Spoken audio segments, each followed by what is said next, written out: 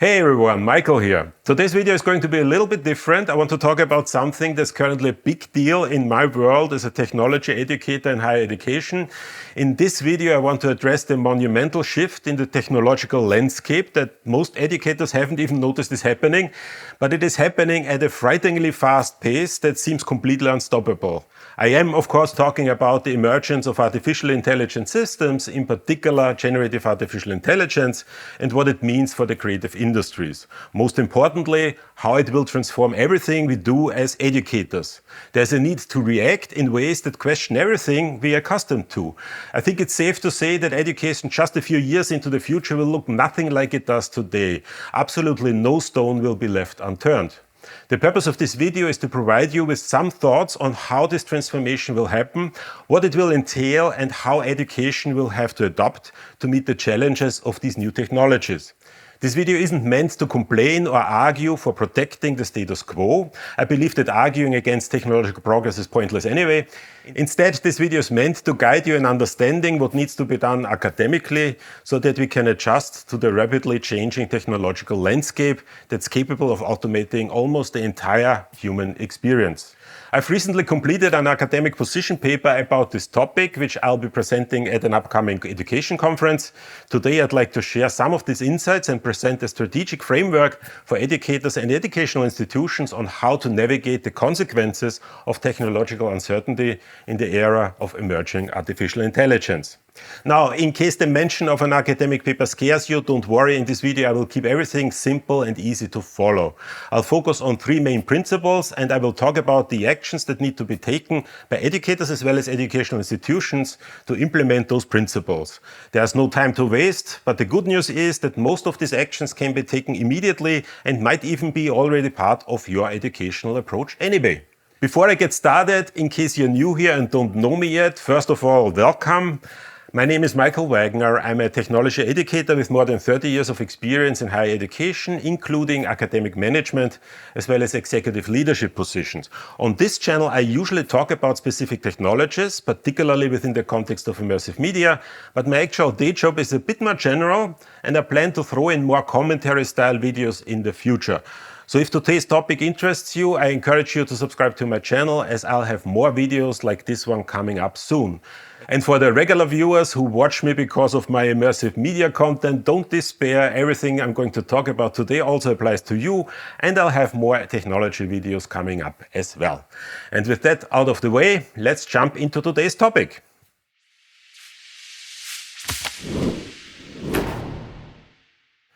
In this video, I'll primarily focus on education in the creative fields, as that's my current area of teaching. However, it's important to note that the principles we will discuss apply broadly across various educational disciplines.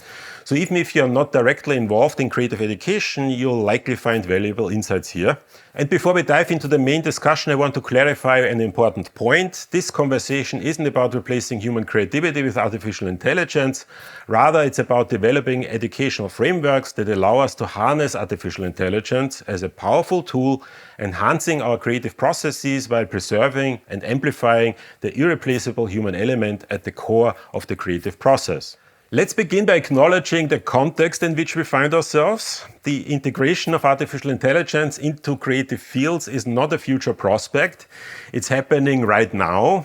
From generative design tools to AI-assisted music composition, from automated video editing to language models capable of producing coherent narratives, artificial intelligence is reshaping the landscape of the creative industries.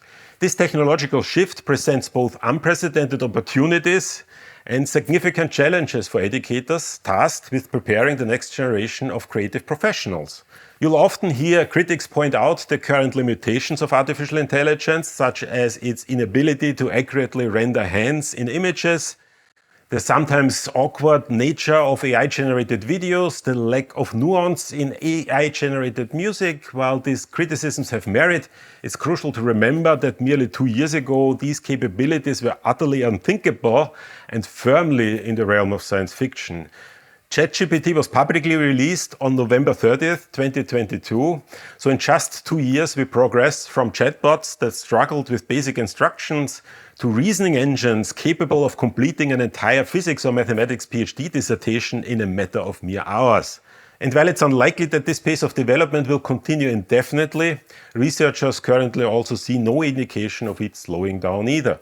In fact, the general consensus among scientists is that this development is likely to accelerate further in the coming years. This rapid progression underscores the urgency of adapting our educational approaches to this new reality. Institutions that do not act now risk becoming obsolete extremely quickly.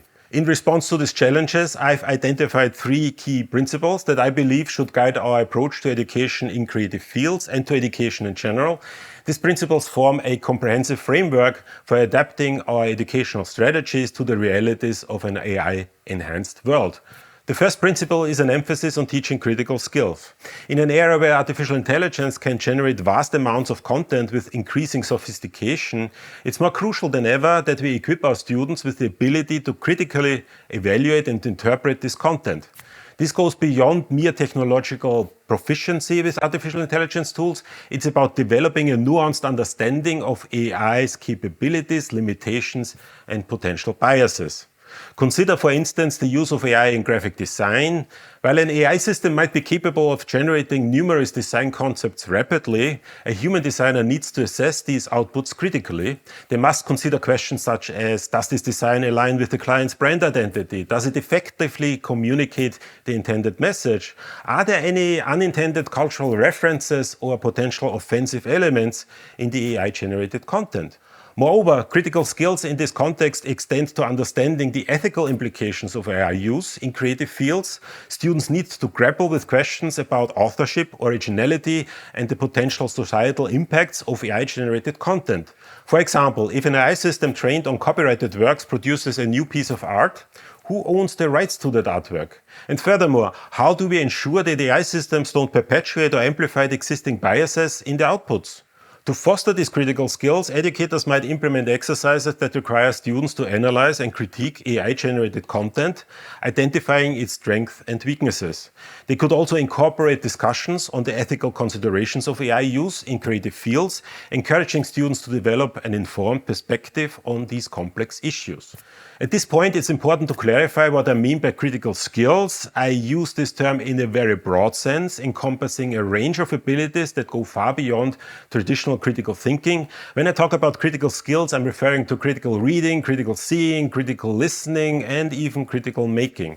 I firmly believe that these will become the core skills any successful student will need to master in an AI-enhanced world. They allow students to navigate the flood of information and content, both human and AI-generated, that they'll encounter in their personal and professional lives. Given the importance of these skills, educational institutions might even consider incorporating special classes that address these skills exclusively into their curriculum. This could take the form of dedicated courses on media literacy, ethical technological use, or interdisciplinary seminars that apply critical skills across a variety of fields of study. In fact, at my university, one of my colleagues is currently developing courses called The Art of Reading and The Art of Seeing, which perfectly exemplify the concepts I'm discussing here. By prioritizing these critical skills, we are not just preparing students to use AI tools effectively, we are equipping them with the ability to question, analyze, and innovate in a world where the line between human and AI-generated content is increasingly blurred. I believe that this critical approach will be essential for maintaining human creativity and judgment at the forefront of our fields, even as AI capabilities continue to advance. The second principle I propose is what I term process-centric pedagogy.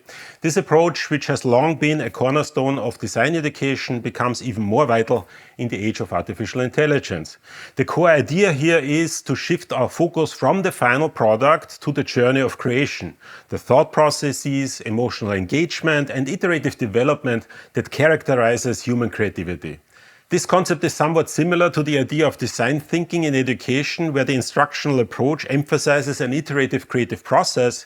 However, I would argue that we need to go even further than that. In design thinking, the goal is still the final product. It's still a means to an end. When I talk about a process-centric approach, the creative process itself becomes the central point of pedagogical interest. And the artifact it creates recedes completely into the background. You see, while AI can produce impressive outputs, it cannot replicate the cognitive and emotional journey that a human creator undergoes. And by emphasizing the creative process in our teaching, we are highlighting the unique value that human creators bring to the table. We are also preparing students for a world where the ability to navigate complex processes might be more valuable than the ability to produce a polished final product quickly. Let me illustrate this with an example from the field of creative writing. Imagine a course where instead of simply grading students on their final short stories, the assessment is based on their entire creative process. This might include the initial brainstorming sessions, character development, worksheets, plot outlines, multiple drafts, and reflections on their writing decisions. Students might even be asked to experiment with using artificial intelligence as a brainstorming tool or for generating alternative plot points, but the emphasis would be on how they engage with and build upon these AI-generated ideas. This process-centric approach serves multiple purposes. First, it deepens students' understanding of their own creative processes, helping them develop a more intentional and reflective practice. Second, it cultivates skills that are distinctly human and less likely to be automated, such as emotional intelligence, adaptability, and the ability to synthesize diverse ideas. Finally, it prepares students to work effectively alongside artificial intelligence tools, using them to enhance rather than replace their creative processes. As I mentioned earlier, this approach isn't entirely new. Many of you watching likely incorporate similar instructional methods in your professional practice as educators. In creative disciplines, this often takes the form of design critique sessions where the students present their work in progress and receive feedback from peers and instructors. These critique sessions are, in my opinion, one of the most powerful tools we have as educators.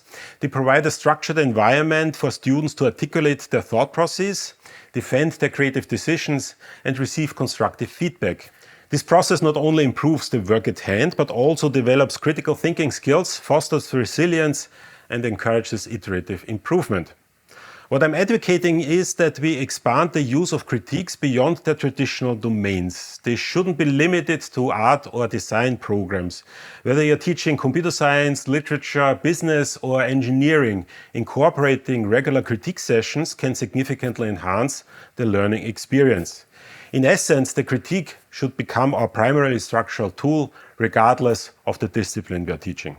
The third principle, and perhaps the most challenging to implement, is the need for agile institutional structures. The pace of technological advancement, particularly in the field of artificial intelligence, is unprecedented. Our traditional educational systems, with their often lengthy processes for curriculum updates and policy changes, are ill-equipped to keep pace with this rapid evolution.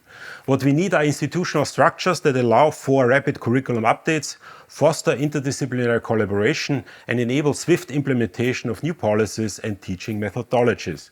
This agility is crucial not just for keeping course content relevant, but for modeling the kind of adaptability that students will need in their future careers.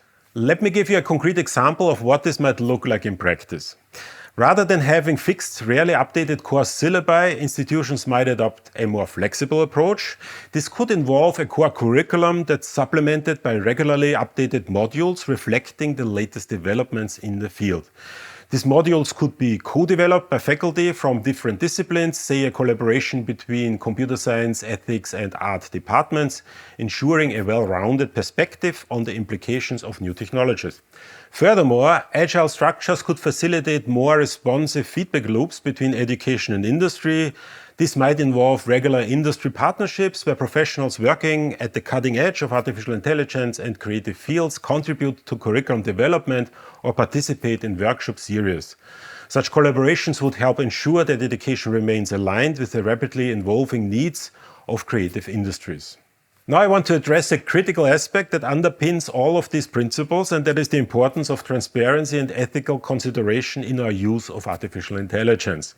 As educators and creative professionals, we have a responsibility to be open about our use of AI tools, both in our teaching as well as in our creative practice. This openness is typically formalized through AI disclosure statements, which should be an integral part of any work we produce. For students, this means clearly documenting which AI tools were used in a project, how they were used, and the reasoning behind these decisions. For educators, it involves being transparent about the use of AI in course preparation, grading, or any other aspect of teaching. This transparency serves multiple purposes. It maintains academic integrity, promotes critical engagement with AI tools, and prepares students for the ethical considerations they'll face in their professional practices. I've been implementing this practice in my own work. For instance, in preparing this video and the research paper it is based on, I utilized AI tools for literature research and to help me organize my thoughts. I believe it's important to disclose this, not to diminish the value of the work, but to acknowledge the role that artificial intelligence played in the process and to open up important discussions about how we can ethically and effectively integrate artificial intelligence into our creative and professional practice. Now, I anticipate that some of you might be thinking this all sounds well and good in theory, but how do we actually put these principles into practice? And that's a valid question, and the truth is there is no one-size-fits-all solution. Every institution, every program will need to find its own way to adapt these principles to their specific context, resources, and students' needs. However, I would argue that the very process of grappling with these questions, of experimenting with new approaches and being willing to iterate and adapt is itself a valuable exercise in the kind of agility and critical thinking we are trying to foster. We don't have the luxury of waiting for perfect solutions. The AI landscape is evolving rapidly, and we need to start adapting our educational approaches right now. Implementing these changes will likely involve significant challenges. There may be resistance from faculty members who are uncomfortable with new technologies or concerns about the cost and time involved in updating curricula and training staff. Additionally, there is the ongoing challenge of keeping pace with the rapid advancements in artificial intelligence. But the potential benefits of adapting our educational strategies far outweighs these challenges. And this applies across all disciplines, not just the creative fields. Whether we're talking about STEM, humanities, social sciences, or professional programs, the impact of artificial intelligence will be profound and far-reaching.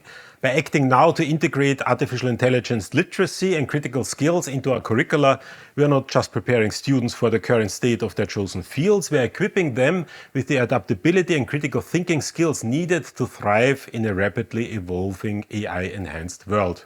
Make no mistake, educational institutions and educators who fail to adapt quickly risk becoming obsolete in a very short time frame. The pace of AI advancement won't wait for us to catch up. It's imperative that we act now to ensure our educational practices remain relevant, effective, and at the forefront of preparing students for the challenges and opportunities that lie ahead. As we conclude, I want to emphasize again that the goal of these adaptive strategies is not to replace human creativity with artificial intelligence, but to find ways to use artificial intelligence as a tool that enhances and amplifies human creative capabilities. We are not training students to compete with AI, we're preparing them to work alongside artificial intelligence in a way that leverage the strength of both, the human as well as the artificial intelligence. The future of the creative fields in particular lies not in a battle between human and machine, but in a symbiosis where human creativity is augmented and inspired by AI capabilities. Our task as educators is to prepare students for this future, to equip them with the critical skills to evaluate and use AI tools effectively, to cultivate a deep understanding of their own creative processes, and to develop the agility to adapt to an ever-changing technological landscape. I encourage all of you, educators, students and professionals alike, to engage with these ideas, to experiment with new approaches, and to contribute to the ongoing dialogue about the role of artificial intelligence in creativity and education. The challenges we face are significant, but so too are the opportunities for innovation and growth. And with that, I thank you for your attention. I welcome your thoughts, questions and experiences related to this topic. Please share your perspectives in the comment section below. If you found value in this discussion, consider subscribing to this channel for more content exploring the intersections of technology, creativity and education. Until next time, this is Michael, encouraging you to keep creating, keep questioning and keep pushing the boundaries of what's possible in our AI-enhanced world.